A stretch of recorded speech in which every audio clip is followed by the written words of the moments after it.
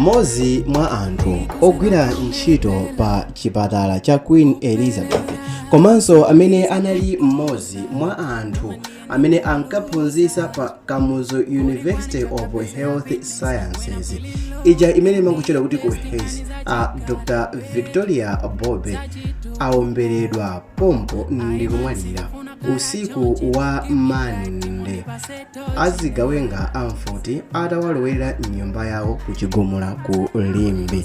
Koma funso ndi kumati chimene chinachitika ndi chani, ndi chifukwa chani Dr. Victoria anali target, ndi chifukwa chani pa nyumba zonse inali nyumba ya Dr. Victoria okhawo. Dzina langa ndine Sam Mavita, tiyeni tikhale limodzi. Chiutandi lingalitu la kukora.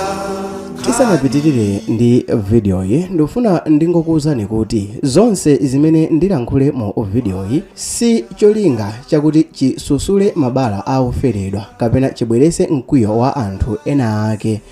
Koma ndisanapitirire ndi video yi ndingoti pepani akubanja, pepani amalawi nonse amene ngozi iyi yakukhuzani, tiyeni tikhale limodzi.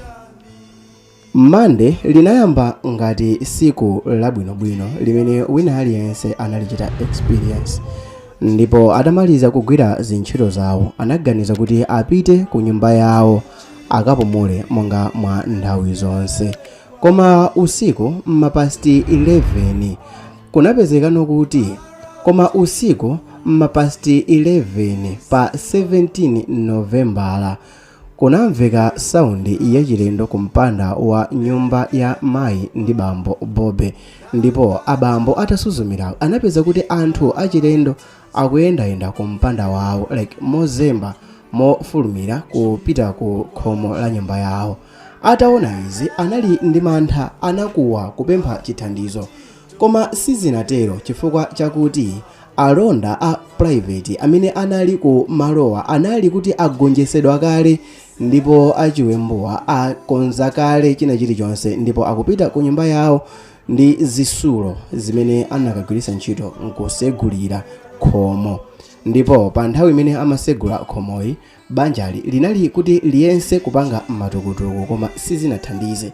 Zipwambazi zitalowa zinagwira bambo ndi mayi Bobbe onse ndi kuwasiya pamodzi, ndipo anapempha kuti awapase ndalama.